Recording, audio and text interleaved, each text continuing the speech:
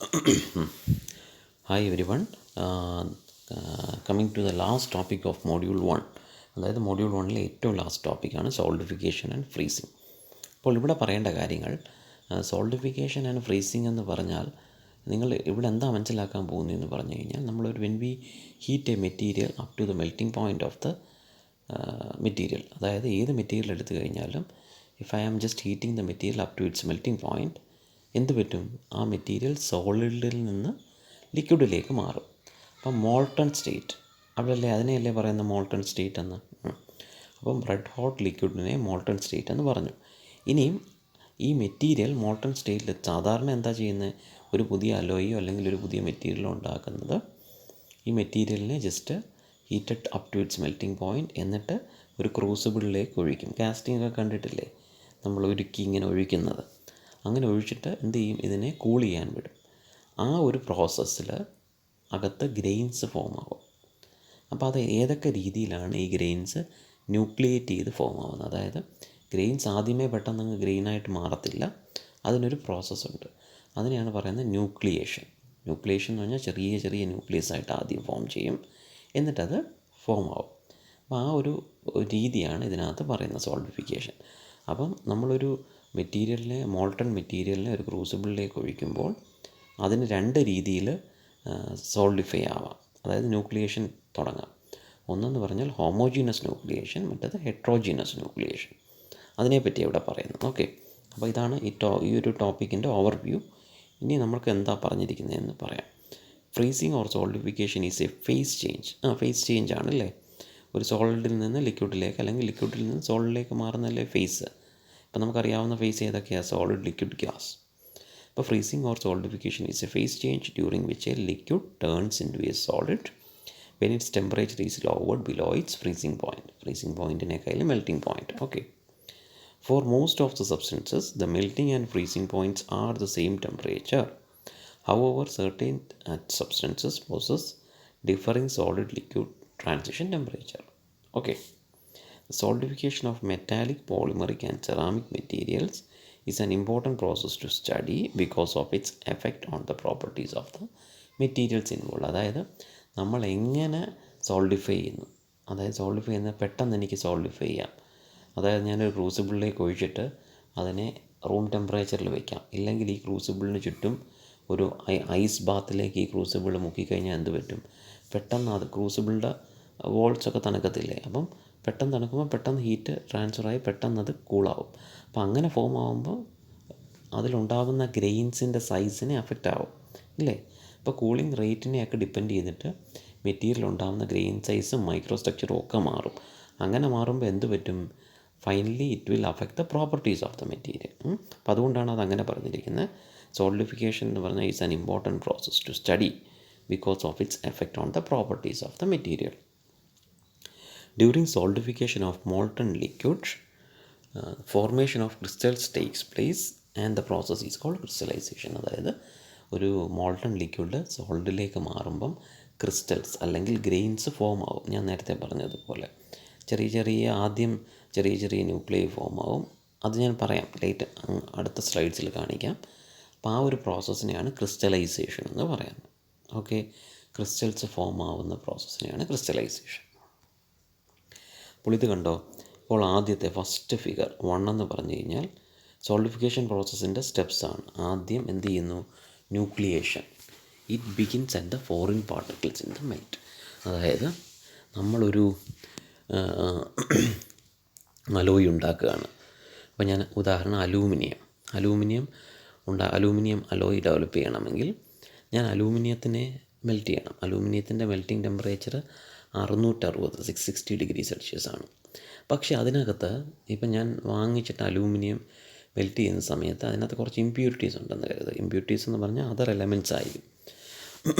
ഉദാഹരണം, ഒരു ചെറിയ സ്റ്റീലിൻ്റെ കഷ്ണമോ അങ്ങനെ എന്തെങ്കിലും ഉണ്ടെന്ന് കരുതുക. അപ്പം അങ്ങനെ ഉണ്ടെങ്കിൽ എന്ത് പറ്റും? അലൂമിനിയം 660 മെൽറ്റ് ചെയ്യൂ, പക്ഷേ സ്റ്റീലിൻ്റെ മെൽറ്റിംഗ് പോയിൻ്റ് എന്ന് പറയുന്നത് 1000 എബോവ് ആണ്.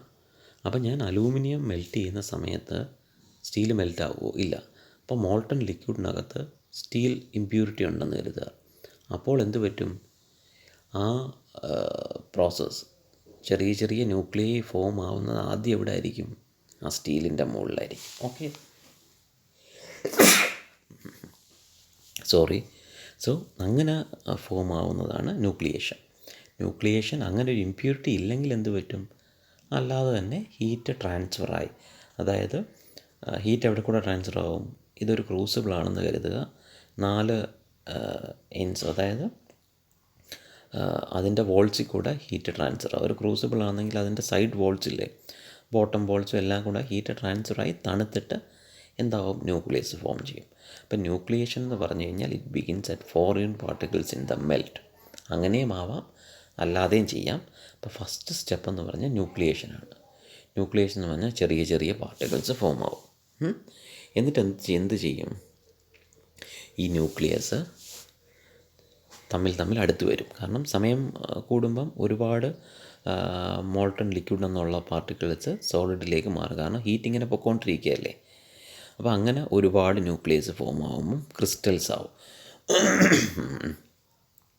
അപ്പോൾ ക്രിസ്റ്റൽസ് ആയിക്കഴിഞ്ഞാൽ എന്ത് പറ്റും? ഈ ന്യൂക്ലിയസ്, ഒരു ക്ലസ്റ്റർ ഓഫ് ന്യൂക്ലിയസിനെയാണ് എന്ത് പറയുന്നത്? ക്രിസ്റ്റൽസ് എന്ന് പറയുന്നത്. അങ്ങനെ ഒരുപാട് ക്രിസ്റ്റൽസ് വന്നു. ഇനി എന്ത് ചെയ്യും? ഈ ക്രിസ്റ്റൽസ് അത് ഇടയ്ക്ക് ഇൻ്റർഫേസ് ഡെവലപ്പ് ചെയ്യും. അതായത് ഒരേ രീതിയിൽ അറേഞ്ച് ചെയ്തിരിക്കുന്ന ക്രിസ്റ്റൽസും ഒരു രീതിയിൽ അറേഞ്ച് ചെയ്തിരിക്കുന്ന ക്രിസ്റ്റൽസും വേറൊരു രീതിയിൽ അറേഞ്ച് ചെയ്തിരിക്കുന്ന ക്രിസ്റ്റലും തമ്മിൽ അതിനിടയ്ക്ക് ഒരു ഇൻ്റർഫേസ് ഡെവലപ്പ് ചെയ്യും. ഇൻ്റർഫേസ് എന്ന് പറഞ്ഞാൽ ഒരു ഡിമാർക്കേറ്റിംഗ് ലൈൻ പോലെ, സെപ്പറേറ്റിംഗ് ലൈൻ പോലെ. സോ അങ്ങനെ ഒരു സെപ്പറേറ്റിംഗ് ലൈനിനെയാണ് എന്ത് പറയുന്നത്? Grain boundary. അപ്പോൾ grain growth is limited by another grain creating a grain boundary between them. അപ്പോൾ ഇതാണ് സോളിഡിഫിക്കേഷൻ പ്രോസസ്സ്. അപ്പോൾ സോളിഡിഫിക്കേഷൻ പ്രോസസ്സ് ചോദിച്ചു കഴിഞ്ഞാൽ എത്ര സ്റ്റെപ്സ് ഉണ്ട്? 4 സ്റ്റെപ്പ്. ആദ്യം nucleation, then crystal growth, third one is grain formation, last one is polycrystalline structure. Polycrystalline എന്ന് പറഞ്ഞാൽ ഗ്രെയിൻ ബൗണ്ടറീസ് ഉള്ള ഒരുപാട് ഗ്രെയിൻസ് ഉള്ള ഒരു സ്ട്രക്ചർ. മനസ്സിലായോ? ഇതാണ് സോളിഡിഫിക്കേഷൻ. ഇങ്ങനെയാണ് ഒരു മെറ്റീരിയൽ സോളിഡിഫൈ ആവുന്നത്. ഇനി ഈ ന്യൂക്ലിയേഷൻ തന്നെ ഏതൊക്കെ രീതിയിൽ ന്യൂക്ലിയേഷൻ ചെയ്യാമെന്നാണ് ഹോമോജീനസും ഹെട്രോജീനസും ന്യൂക്ലിയേഷൻ പറയാൻ പോകുന്നത്. അപ്പോൾ സോളിഡിഫിക്കേഷൻ പ്രോസസ്സ് 4 സ്റ്റെപ്സാണ്. ഓക്കെ, ആൻഡ് ഇതൊന്ന് വായിച്ചിരുന്നാൽ മതി. സോളിഡിഫിക്കേഷൻ വളരെ ഇമ്പോർട്ടൻ്റ് ആണ്. കാരണം ഏത് രീതിയിൽ സോളിഡിഫൈ ചെയ്യുന്നോ അതിനനുസരിച്ച് മെറ്റീരിയലിൻ്റെ ഗ്രെയിൻ സ്ട്രക്ചർ മാറും. അപ്പോൾ എന്ത് മാറും? പ്രോപ്പർട്ടീസും മാറും. ക്രിസ്റ്റലൈസേഷൻ ഇത് പറഞ്ഞു പോയതാണെന്ന് തോന്നുന്നു. നിങ്ങൾക്ക് വായിക്കാൻ വേണ്ടി കുറച്ച് മെറ്റീരിയൽ ഇട്ടിരിക്കുന്നതാണ്. ക്രിസ്റ്റലൈസേഷൻ വേണമെങ്കിൽ പറയാം. Crystallization refers to the formation of solid crystals from a homogeneous solution or melt. And crystallization is the process through which atoms, molecule or ions arrange themselves in a repeating pattern. കാരണം ഇവിടെ എന്തായാലും at the end എന്താ നടക്കുന്നത്? Atomic movement അല്ലേ നടക്കുന്നത്. എല്ലാം atoms തന്നെയാണ്. നമ്മളീ പറയുന്ന എല്ലാം നമുക്ക് നമ്മുടെ ഐസിന് കാണാൻ പറ്റുന്നില്ലെന്നേ ഉള്ളൂ. ഒരു electron microscope, high resolution microscope വെച്ച് നോക്കുകയാണെങ്കിൽ we can see that all the process is actually through the movement of atoms. നേരത്തെ പറഞ്ഞ പോലെ crystallization process consist of 2 major events, nucleation and crystal growth. Okay, അപ്പോൾ ന്യൂക്ലിയേഷൻ എന്താണെന്നാണ് പറയുന്നത്. The term nucleation refers to the formation of first stable nano crystallite from a molten material. അപ്പോൾ nuclei എപ്പോഴും നമ്മളൊരു spherical ആറ്റത്തിൻ്റെ shape പോലെ ഒരു സ്ഫിയറായിട്ടാണ് എടുക്കുന്നത്.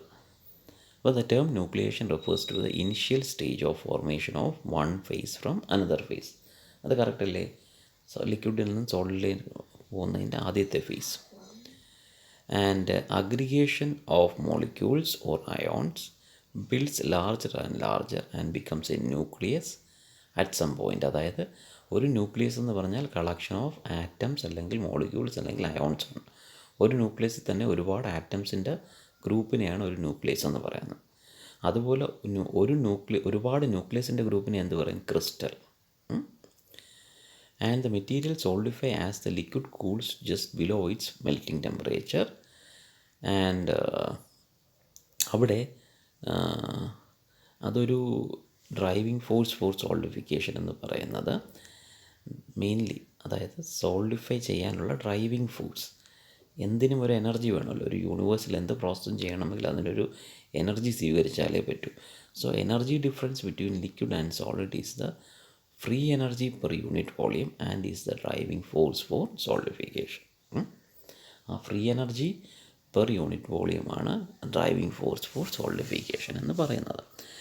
And free energy calculate ചെയ്യുന്ന രീതി, അതായത് ഒരു സോളിഡ് സ്ഫിയർ ആണെങ്കിൽ അതിന് എന്തൊക്കെ ടൈപ്സ് ഓഫ് എനർജി ഉണ്ടെന്നാണ് കാണിച്ചിരിക്കുന്നത്.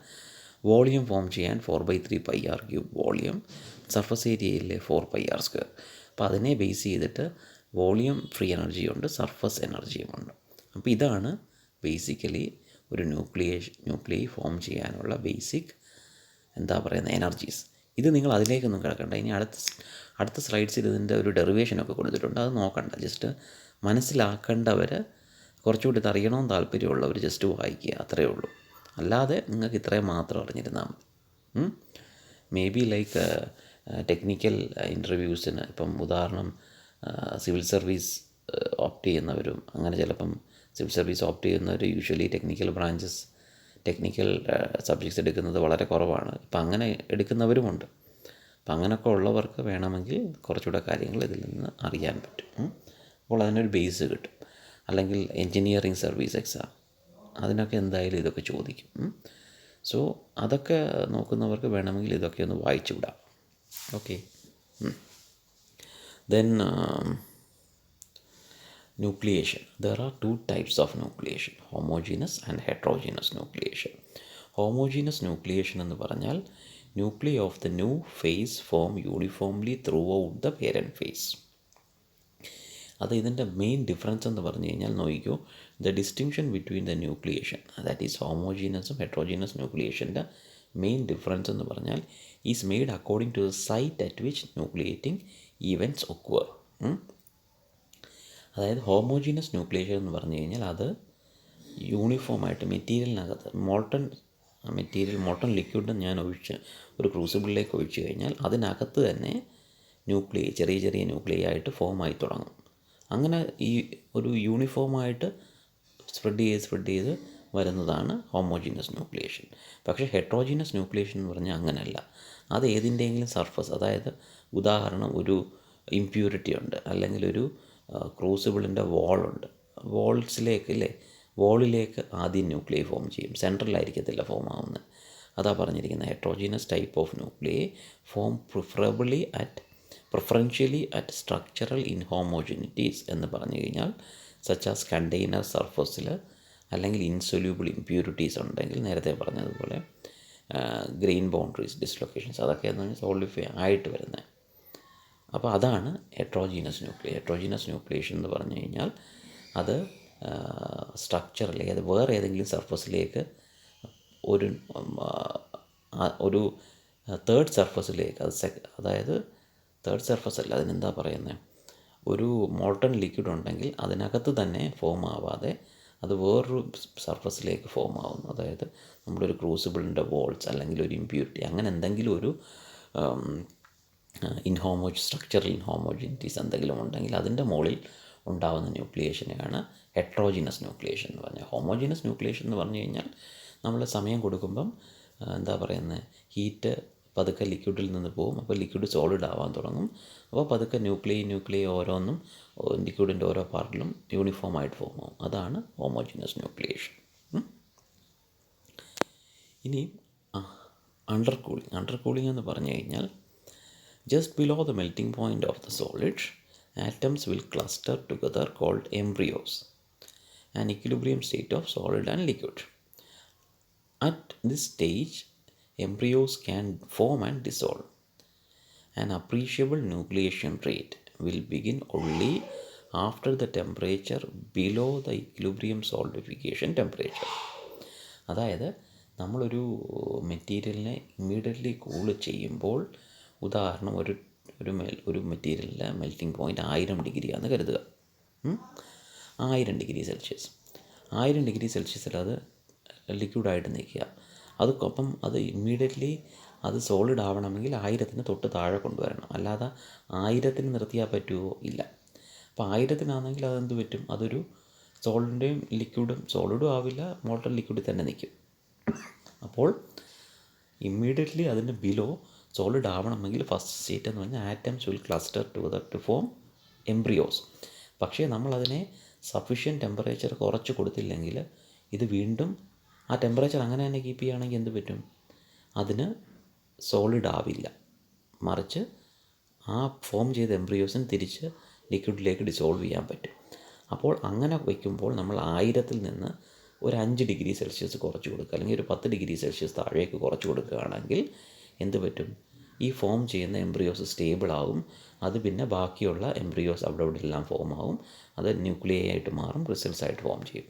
അപ്പോൾ അങ്ങനെ നമ്മളൊരു മെൽറ്റിംഗ് പോയിൻറ്റിൽ നിർത്താതെ 1000 ഡിഗ്രി സെൽഷ്യസ് ആണെങ്കിൽ അതിനൊരു 10 ഡിഗ്രിയോ 15 ഡിഗ്രിയോ അല്ലെങ്കിൽ 5 ഡിഗ്രിയോ താഴോട്ട് കൂൾ ചെയ്ത് കൊടുത്തിട്ടേ പിന്നെ മുകളിലേക്ക് പിന്നെ ടെമ്പറേച്ചർ ഇതാക്കുമ്പോൾ പിന്നെ 1000-ലേക്ക് എത്തിച്ചാലും കുഴപ്പമില്ല. കാരണം 1000-ന് മുകളിലാണ് മെൽറ്റിംഗ് പോയിൻറ്റ്. പക്ഷേ 1000-ൽ നിർത്തി കഴിഞ്ഞാൽ ചിലപ്പോൾ മോൾട്ടൺ ലിക്വിഡ് സോളിഡ് ആവില്ല. അപ്പോൾ എന്ത് ചെയ്യും? നമ്മൾ കുറച്ച് ആ ഒരു ലൈനിന് ആ ഒരു ടെമ്പറേച്ചറിന് അണ്ടറായിട്ട് കൂൾ ചെയ്ത് കൊടുക്കും. അതിനെയാണ് അണ്ടർ കൂളിങ്. ആ അണ്ടർ കൂളിങ് അല്ലെങ്കിൽ ഹോമോജീനസ് ന്യൂക്ലിയേഷന് അത് വളരെ ഇമ്പോർട്ടൻ്റ് ആണ്. അപ്പം എപ്പോഴും കാസ്റ്റിംഗ് പ്രോസസ്സിലൊക്കെ അണ്ടർ കൂളിങ് എപ്പോഴും ഇൻഡസ്ട്രിയിൽ ചെയ്യുന്ന ഒരു പ്രോസസ്സാണ്. അതായത് ഏത് മെറ്റീരിയലിൻ്റെയും ടെമ്പറേച്ചറിന് തൊട്ട് താഴെ ഒന്ന് കൂൾ ചെയ്ത് കൊടുക്കും. അപ്പോൾ എന്ത് പറ്റും? എംബ്രിയോസ് ഫോം ചെയ്ത് ന്യൂക്ലിയേഷനൊക്കെ നടക്കും. അത് കഴിഞ്ഞിട്ട് പിന്നെ 1000-ൽ നിർത്തിയാലും അത് പിന്നെ മോൾട്ടണിലേക്ക് വരത്തില്ല. 1000-ന് മുകളിൽ കൊടുത്തു കഴിഞ്ഞാൽ മാത്രമല്ലേ അത് മോൾട്ടൺ ലിക്വിഡിലേക്ക് വരും. അപ്പോൾ ഈ ഒരു പ്രോസസ്സിനെയാണ് അണ്ടർ കൂളിങ് അല്ലെങ്കിൽ സൂപ്പർ കൂളിങ് എന്ന് പറയുന്നത്. Okay, then homogeneous nucleation. ഇതൊന്ന് വായിച്ച് നോക്കുക. നേരത്തെ പറഞ്ഞതുപോലെ തന്നെ ഹോമോജീനസ് ന്യൂക്ലിയേഷൻ ഇതിൽ യൂണിഫോമായിട്ട് ഫോം ചെയ്യുന്നത്. ആൻഡ് ഇതറിയാൻ ആഗ്രഹമുള്ളവർ ഈ ഒരു കാര്യങ്ങൾ നോക്കുക. അല്ലെങ്കിൽ നിങ്ങൾക്കിത് ടോപ്പിക്കിൽ അധികം ചോദിക്കത്തില്ല, മിക്കവാറും ചോദിക്കില്ല. ഈ ഒരു 4/3 πr ഇത് എനർജി ഓഫ് ഫോർമേഷനാണ്. അപ്പോൾ ഇതങ്ങ് സ്കിപ്പ് ചെയ്തിരുന്നാൽ മതി. അറിയാൻ ആഗ്രഹമുള്ളവർ വായിച്ചോളൂ, കുഴപ്പമൊന്നുമില്ല. ഇതൊരു ഡെറിവേഷനാണ്, അതിൻ്റെ ആവശ്യമില്ല ക്രിട്ടിക്കൽ ന്യൂക്ലിയസ് ഫോം ചെയ്യുന്നതിൻ്റെ. ആൻഡ് ഹെട്രോജീനസ് ന്യൂക്ലിയേഷൻ എന്ന് പറഞ്ഞാൽ നേരത്തെ പറഞ്ഞതുപോലെ എന്താ പറയുന്നത്, അതർ സർഫസിൽ ഫോം ആവുന്നതാണ്. സോ അതിൻ്റെ കുറച്ച് കാര്യങ്ങളാണ് പറഞ്ഞിരിക്കുന്നത്. അവിടെയും ഇതൊന്നും വേണ്ട. ഇതെന്ന് പറയുന്നത് ഒരു അതർ സർഫസിൽ ഹെട്രോജീനസ് ന്യൂക്ലിയേഷൻ ഒരു ഇൻ്റർഫേസിൽ ഒരു സോളിഡ് ലിക്വിഡ് ഫോമായി അതൊരു സോളിഡ് പാർട്ടിക്കിളായിട്ട് വരുന്നതിൻ്റെ ഒരു ഫിഗറാണ്. ഓക്കെ, ഇനിയും next one is dendritic growth. Dendritic growth എന്ന് പറഞ്ഞാൽ ഒരുപാട് സമയമായോ? ഇല്ല. ഡെൻഡ്രൈറ്റിക് ഗ്രോത്ത് എന്ന് പറഞ്ഞു കഴിഞ്ഞാൽ if the nucleation in the liquid is not initiated and the nucleation is poor, the liquid has to be under cooled before the solid forms. അല്ലേ, നേരത്തെ അത് പറഞ്ഞു. Under these conditions, a small solid protuberance called a dendrite will form at the interface. Dendrite എന്ന് പറഞ്ഞു കഴിഞ്ഞാൽ usually നമ്മുടെ കണ്ടെയ്നറിൻ്റെ വാൾസിൽ നിന്നാണ് തുടങ്ങുന്നത്. അതൊരു ട്രീ ലൈക്ക് സ്ട്രക്ചറാണ്. അത് കാസ്റ്റ് ചെയ്ത മെറ്റീരിയൽ യൂഷ്വലി കാണുന്നൊരു സ്ട്രക്ചറാണ്. അണ്ടർ കൂളിംഗ് എന്തായിരിക്കും? നോട്ട് പ്രോപ്പർ ആവുന്ന സമയത്ത്. And is called a dendrite and is encouraged to grow since the liquid ahead of the solidification front is undercooled. അപ്പോൾ അത് കഴിഞ്ഞ് നമ്മൾ ലിക്വിഡ് അണ്ടർകൂൾ ചെയ്യുമ്പോൾ ബാക്കിയുള്ള സോളിഡിഫിക്കേഷൻ ബിഗിൻ ചെയ്യുമ്പോൾ ഈ ഡെൻഡ്രൈറ്റ് ലിക്വിഡിനകത്തേക്ക് ഗ്രോ ചെയ്യാൻ തുടങ്ങും. അത് ട്രീ ലൈക്ക് സ്ട്രക്ചറാണ്. As the crystal grows in 3 dimensions, the attachment of atoms takes place only in preferred directions and mainly along the axis of the crystal. And the growth has tree-like appearance and it is called dendrite. Okay, ആ tree like appearance ആയതുകൊണ്ടാണ് അത് dendrite എന്ന് പറയുന്നത്. അതിൻ്റെ figure കാണിക്കാം, ഇതാണ്. So first ഇതൊന്ന് നോക്കിക്കേ. ആദ്യം സ്മോൾ ന്യൂക്ലിയൈ ഫോം ചെയ്തു, പിന്നെ ഡെൻഡ്രൈറ്റ്സ് എവിടെ നിന്ന് ഫോം ചെയ്തു? അണ്ടർ കൂളിംഗ് ഇനഫ് ആവാത്തത് കൊണ്ട് സെക്കൻഡ് ഫിഗർ എന്താ? Small dendrites begins to develop from the nuclei. Dendrite എന്ന് പറഞ്ഞാൽ ട്രീ ലൈക്ക് സ്ട്രക്ചറാണ്. പിന്നെ എന്താ? മൂന്നാമത്തേൽ ഡെൻഡ്രൈറ്റ്സ് ബ്രാഞ്ച് ഉണ്ടാവാൻ തുടങ്ങി, ട്രീ പോലെ. നാലാമത്തെ എന്താ? Dendrite as the dendrites grow the space between them fill. And solidification, അഞ്ചാമത്തെ solidification is complete, little evidence of dendrite structure remains. അതായത് ഫൈനലി സോളിഡിഫിക്കേഷൻ കഴിയുമ്പോൾ നമുക്ക് ഡെൻഡ്രൈറ്റിക് സ്ട്രക്ചർ കാണാൻ പറ്റും, ഇല്ലെങ്കിൽ കാണാതിരിക്കുകയും ചെയ്യാം. പക്ഷേ ഡെൻഡ്രൈറ്റ് എന്ന് പറഞ്ഞാൽ ബേസിക്കലി അണ്ടർ കൂളിംഗ് പ്രോപ്പർ ആവാത്തത് കൊണ്ട് കണ്ടെയ്നർ സർഫസിൽ നിന്ന് തുടങ്ങുന്നതാണ്. പിന്നെ അത് ഒരു ട്രീ ലൈക്ക് സ്ട്രക്ചറാണ്. അതൊരു അതിൻ്റെ ആ മൈക്രോ സ്ട്രക്ചറിൻ്റെ ഷേപ്പ് ഉള്ളത് കൊണ്ടാണ് ആ ട്രീയുടെ ഷേപ്പ് ഉള്ളത് കൊണ്ടാണ് അതിനെ ഡെൻഡ്രൈറ്റിക് സ്ട്രക്ചർ എന്ന് പറയാൻ കാരണം. ആൻഡ് കുറേ കാസ്റ്റ് ചെയ്ത മിക്ക സ്ട്രക്ചേഴ്സിലും, കാസ്റ്റിംഗ് വഴി ഉണ്ടാകുന്ന മിക്ക സ്ട്രക്ചേഴ്സിലും അത് ട്രീ ലൈക്ക് സ്ട്രക്ചേഴ്സാണ് ഡെൻഡ്രൈറ്റ് എന്ന് പറയുന്നത്. ഓക്കെ, ഇങ്ങനെയാണ് ആദ്യം ഒരു ബ്രാഞ്ച് കാണും, പിന്നെ സെക്കൻഡറി ബ്രാഞ്ച് കാണും, ടെറിഷറി ബ്രാഞ്ച് കാണും. ഓക്കെ, ഇനി അതൊന്ന് final shape of the dendrite എന്ന് പറഞ്ഞു കഴിഞ്ഞാൽ in the shape of A tree ആണ്. ഇതൊന്ന് വായിച്ചു വിട്ടാൽ മതി. ഡെൻഡ്രൈറ്റിക് ഗ്രോത്ത് മേ ബി ഒരു 2 മാർക്കിനോ 3 മാർക്കിനോ ചോദിച്ചു കഴിഞ്ഞാൽ അറിയണം. ഓക്കെ, ബാക്കി ഇതൊക്കെ എന്ന് പറഞ്ഞു കഴിഞ്ഞാൽ അതിൻ്റെ കേസുകൾ തന്നെയാണ് ഞാൻ പറഞ്ഞ കേസാണെന്ന് തോന്നുന്നു. And linker grain boundary regularity. Okay, ഇനി ഒരു ടോപ്പിക്കും കൂടെ ഉണ്ട്. ലാസ്റ്റ് ടോപ്പിക്കല്ല ഇത്, ഒരു ടോപ്പിക്കും കൂടെ വേണം. അതും കൂടെ കഴിഞ്ഞാലേ തീരും. ഓക്കെ, നെക്സ്റ്റിൽ കൂളിംഗ് കർവ് തൊട്ട് തുടങ്ങാം. ഓക്കെ.